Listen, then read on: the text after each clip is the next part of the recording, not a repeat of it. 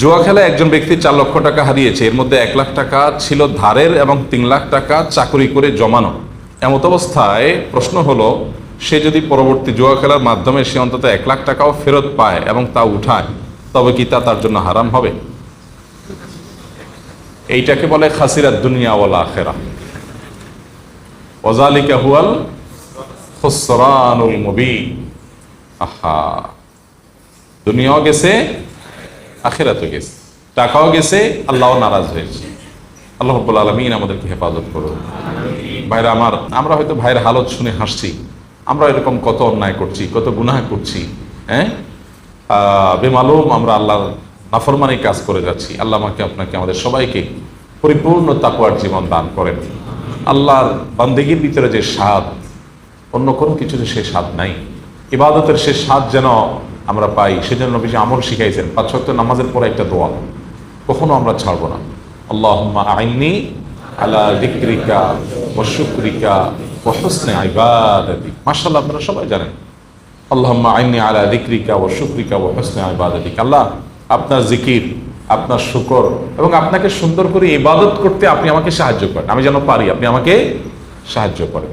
আল্লাহর কাছে চেয়ে নিতে হয়, আল্লাহর কাছে চেয়ে নিতে হয়, আল্লাহ হুসনুল ইবাদত যেন আমি করি। আমাদের ইবাদতের সৌন্দর্য নাই, নামাজ পড়ি সুন্দর না, রুকু সিজদা দিচ্ছি, উঠবস করছি, জাস্ট মানে কিছু ফর্মাল ডিউটি পালন করছি। সূরা ফাতিহা না পড়লে নয়, অন্য সূরা না মিলাইলে নয়, রুকুতে না গেলে নয়, দায় সারছি। ইবাদতকে ভেতর থেকে এনজয় করে তৃপ্তির সাথে, মহব্বতের সাথে, আল্লাহর ভালোবাসার সাথে আল্লাহকে রুকু পেশ করছি না। একজন পদস্থ বড় কোনো মন্ত্রী, মিনিস্টার, প্রেসিডেন্ট, প্রধানমন্ত্রী, কোনো পাওয়ারফুল মানুষ, তাকে যদি একটু রেসপেক্ট করতে পারি, আমাদের কাছে একটু হলেও ভালো লাগা কাজ করে। বিশেষ করে যদি ভালো মানুষ হয়, তখন ভালো লাগা কাজ করে। একটা ভালো মানুষকে রেসপেক্ট করতে পারছি, আহকামুল হাকিমিন আল্লাহ রাব্বুল আলামিনের সামনে রুকু করতে পারছি, সিজদা দিতে পারছি, মহব্বতের সাথে তার পবিত্রতা জ্ঞাপন করতে পারছি। এর মাধ্যমে আমার আখিরাত বিল্ড হচ্ছে, আল্লাহর সাথে সম্পর্ক গভীর হচ্ছে, কত ভালো লাগার জিনিস। কিন্তু না, শয়তান আমাদেরকে ভুলায় রাখে। ভুলানোটা শয়তানের কাজ। ওমা আনসানি ইল্লা শয়তান, শয়তান ছাড়া কেউ ভুলায় না। ভুলানোর কাজটা করে কে? শয়তানে। এই জন্য শয়তানের সাথে আমাদের ফাইট কিন্তু সারা জীবনের ভাই, সারাক্ষণ শয়তানের সাথে ফাইট। কোরআনে আল্লাহ তাআলা বারবার শয়তানকে পরিচয় করিয়ে দিয়েছেন আদুউম মুবিন বলে। কি বলে? আদুউম মুবিন মানে কি? প্রকাশ্য শত্রু। দেখছেন কখনো? আমরা কখনো দেখলাম না। আল্লাহ বলেন কি?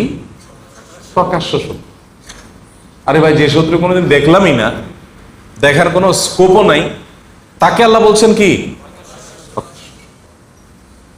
তাহলে কেমন হলো না? এটা অপ্রকাশ্য গোপন শত্রু বললে মনে হয় যে আসলে কি তাই? শয়তান এর অস্তিত্বটা আমাদের কাছে প্রকাশিত না, কিন্তু তার কর্মকাণ্ড যতটা প্রকাশিত, এতটা প্রকাশিত আর কারোর কর্মকাণ্ড না। শয়তান তার কর্মের মধ্য দিয়ে প্রকাশ্য। বুঝেন নাই? অনেক লোক আছে, ধরেন একজন কেউ ভেতর থেকে ঢিল মারে, ভেতর থেকে কেউ একজন, আপনি বাইরে আছেন, আপনার ঢিল মারতেছে, একের পর এক মারতেছে মারতেছে মারতেছে। তো এখানে সে নিজেকে গোপন রাখছে, কিন্তু তার শয়তানিটা কি নাই? গোপন নাই। এই জন্য আমাদের শয়তানকে মাথায় রাখা উচিত সবসময়। মাথায় কাকে রাখা উচিত? মানে শয়তানের মাথা রাখা মানে পজিটিভ অর্থে মাথায় রাখা না।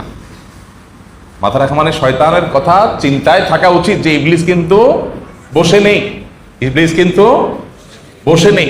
কোন সালাফ তো বলেছেন, শয়তান নেক্সট শুরুতে যেহেতু ধোঁকা দেয়, কোনো আমলের প্রতি বেশি আগ্রহ তৈরি হলেও চিন্তা করবে ব্যাপার কি, শয়তান কি আমাকে এর চাইতে গুরুত্বপূর্ণ কোনো কাজ ভুলানোর জন্য এই কাম করতেছে কিনা। এই জন্য ভাই, শয়তান আমাদেরকে বিভিন্নভাবে ধ্বংস করে। যে ভাই জুয়া নিয়ে প্রশ্ন করেছেন, এই জুয়ার সাথে শয়তানের সম্পর্ক অনেক গভীর। জুয়ার সাথে শয়তানের সম্পর্ক অনেক গভীর। আল্লাহ তাআলা কোরআনে কারীম কি বলেছেন? ইন্নামাল খামরু ওয়াল মাইসিরু ওয়াল আনসাবু ওয়াল আজলামু রিজসুম মিন আমালিশ শাইতানি ফাজতানিবুহু। শয়তানের নিকৃষ্ট কর্মকাণ্ডগুলোর মধ্যে থেকে এই জুয়া আজ আমাদের দেশে ফুটবল, ক্রিকেট, বিভিন্ন খেলার উপরে ভর করে আমাদের দেশে প্রবেশ করছে তরুণ সমাজের মধ্যে। এখন সাধারণ স্ক্রিনে খেলা দেখছে, সেখানে বাজি ধরছে টাকা দিয়া, ঘরে ঘরে এলাকাতে এলাকাতে। এবং এটা এমনভাবে ব্যাধির মতো ছড়ায় যাচ্ছে যে এই ব্যাধি থেকে আমাদের তরুণ প্রজন্মকে রক্ষা করা খুবই কঠিন। এই সমস্ত খেলাধুলার উপরে ভর করে এই জুয়া সারা দেশে বিস্তৃতি লাভ করছে, তরুণদের মধ্যে বিস্তৃতি লাভ করছে, এবং মোবাইল অ্যাপের মাধ্যমে এটা ব্যাপকভাবে বিস্তৃতি লাভ করছে। অনলাইন জুয়া ব্যাপকভাবে বিস্তৃতি লাভ করছে। তো যেভাবে প্রশ্ন করেছেন তাকে বলবো, জুয়া খেলে যে টাকা চলে গেছে সেটা উদ্ধার করার জন্য আবার যদি নতুন করে জুয়া খেলেন, যে ঠিক আছে আগেরগুলো উদ্ধারের জন্য আমি খেলি, তা আগেরগুলো উদ্ধার হবে গ্যারান্টি কি? উদ্ধার হবে না হয়ে বরং আরো তো চলে যেতে পারে, কি বলেন? আর যদি উদ্ধার হয়ও কথার কথা, তো সেক্ষেত্রে শয়তান, যে শয়তানের কাজই হলো জুয়া খেলানো, জুয়ার সাথে শয়তানের নিবিড় সম্পর্ক আছে, সে আপনাকে উদ্ধারের পরে বলবে 1 লাখ উঠছে, আরো তো 3 লাখ আছে, উঠাও। এরপরে বলবে ঠিক আছে আর 2 কদম বাড়ো, প্রত্যেকবার কি আর ধরা খায় মানুষ, এবার হয়তো লাভ করবা। এই জন্য চক্র থেকে আর বের হওয়া যাবে না। শরিয়ার দৃষ্টিকোণ থেকে ওই যে টাকা চলে গেছে সেটা উঠানোর জন্য আর জুয়া খেলার কোনো সুযোগ নাই, পরিষ্কার হারাম হবে। হ্যাঁ, আপনি আগের টাকা যে নিয়ে গেছে, এখন নতুন করে যদি আপনি টাকা জিতেনও, সেটা কার কাছ থেকে নেবেন?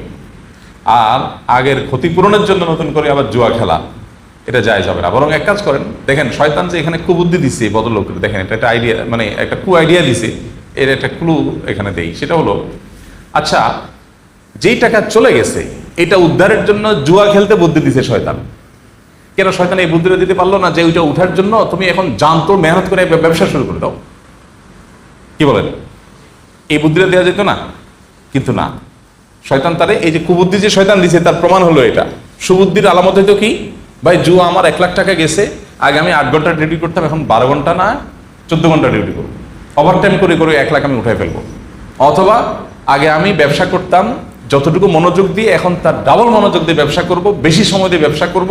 দোকানটা আগে সকাল 9টা খুলতাম, এখন ফজরের পরে খুলে ফেলবো, যাতে করে কাস্টমার 2-4টা বেশি হয়, 2-4 পয়সা বেশি আসে। এই 1 লাখ আমাকে উঠাই ফেলতে হবে। শয়তান কখনো সুবুদ্ধি দিবে না। আদৌ মুমিন, সে শত্রু, কুবুদ্ধি দিবে। এই ভদ্রলোককে শয়তান কুবুদ্ধি দিছে। তো যিনি প্রশ্ন করেছেন, আমি জানি না উনি এখানে আছেন না অনলাইনে কেউ প্রশ্ন করেছেন, যে ভাই হন না কেন, তাকে বলবো দয়া করে শয়তানকে বিজ্জত করে তার মুখে চুনকালি মেখে দিয়ে জীবনের তরে হিম্মতের সাথে সাহস করে হারাম থেকে বের হয়ে আসেন। বান্দা যখন তওবা করে বের হয়ে আসে, আল্লাহ বান্দার সব গুনাহ মাফ করে দেয়। আপনার টাকা হারিয়েছেন, যে গুনাহগুলো হয়েছে, এগুলো সবগুলো আল্লাহ মাফ করে দিবেন। ইন্নাল্লাহা ইয়াগফিরুয যুনুবা জামিআ লা তাকনাতু মির রাহমাতিল্লাহ ইন্নাল্লাহা ইয়াগফিরুয যুনুবা জামিআ। আল্লাহর রহমত থেকে নিরাশ হবেন, আল্লাহ সব গুনাহ মাফ করে দিবেন, আল্লাহ ওয়াদা করেছে। আল্লাহ আমাদেরকে গুনাহ থেকে বের হয়ে আসার তৌফিক দান করুন। তওবা করার হিম্মত সবাই হয় না ভাইরা আমার। সৎসাহস, 5তলা বিল্ডিং থেকে লাফ দেওয়া, এটা যতটা সৎসাহসের কথা, এর চেয়ে বড় সৎসাহসের কথা হলো একজন একটা হারামের সাথে জড়িত, তিনি এটা ছেড়ে দিয়েছেন, আল্লাহর ভয়ে ছেড়ে দিয়েছেন, আর সেদিকে ফিরেন নাই। এটা হলো প্রকৃত সৎসাহসের কথা, এটা হলো আসল সাহসের কথা, আসল বীরত্বের কথা। তওবা করে জীবন পরিবর্তন করে ফেলতে পারা। তওবা না করে গুনাহের মধ্যে ডুবে আছে অনেকে আছেন, মোবাইলের গুনাহে লিপ্ত, হারাম মেয়েদেরকে দেখছি, হারাম ভিডিও দেখছেন, এটার মধ্যে তিনি ডুবে আছেন, মানুষ জানে না, কিন্তু গোপনে তিনি দেখছেন। ঘরে ঘরে অহরহ জনে জনে গুনাহ আর ছেয়ে গেছে। ইবাদতের স্বাদ নষ্ট হওয়ার অন্যতম কারণ হলো চোখের গুনাহ। চোখের গুনাহ যাদের মধ্যে থাকে তারা ইবাদত তৃপ্তি পায় না, তারা ইমানের স্বাদ পায় না। এর চাইতে বড় শাস্তি আর কিছু নেই। আখিরাতের শাস্তি তো আছেই, দুনিয়া তাআলা নগদ শাস্তি দেন যারা চোখের গুনাহ করে। ফিল্মের ক্লিপ দেখেন, মিউজিক দেখেন, মিউজিক শুনেন, মিউজিকের ক্লিপ দেখেন, হারাম ভিডিও ছবি দেখে দেখে মজা নেন, অফলাইনে কিংবা অনলাইনে, তাদের দুনিয়াতে আল্লাহর পক্ষ থেকে নগদ শাস্তি হলো ঈমান এবং ইবাদতের স্বাদ তাদের কপালে থাকে না, তুলে নিয়ে যায়। তারা ইবাদত করলেও করে দায় সারার জন্য, স্বাদের জন্য, তৃপ্তির জন্য, তৃপ্তির সাথে তারা করে না। এই জন্য জুয়া সহ সমস্ত হারাম থেকে আল্লাহ আমাদের বের হয়ে আসার তৌফিক দান করুন। আমাদের তরুণরা ধ্বংস হয়ে যাচ্ছে জুয়া খেলায়, ধ্বংস হয়ে যাচ্ছে, ঘরে ঘরে যুবকরা শেষ হয়ে যাচ্ছে। অনলাইন জুয়া, বিভিন্ন টিভি চ্যানেলগুলো বাংলাদেশে একেবারে লাইসেন্সধারী টিভি চ্যানেলগুলো বিভিন্ন অনুষ্ঠানের ফাঁকে ফাঁকে তারা অনলাইন জুয়ার প্রতি যুবকদেরকে আহ্বান করছে, অ্যাডভার্টাইজ করছে, সামান্য কিছু টাকা পাওয়ার লোভে যুবকদেরকে একটা ধ্বংসের দিকে তারা নিয়ে যাচ্ছে। এগুলোর জন্য সংশ্লিষ্ট কর্তৃপক্ষের কড়া নির্দেশনা দরকার, পদক্ষেপ দরকার, যাতে করে যুবকরা এই সমস্ত বকে যাওয়ার হাত থেকে রক্ষা পায়।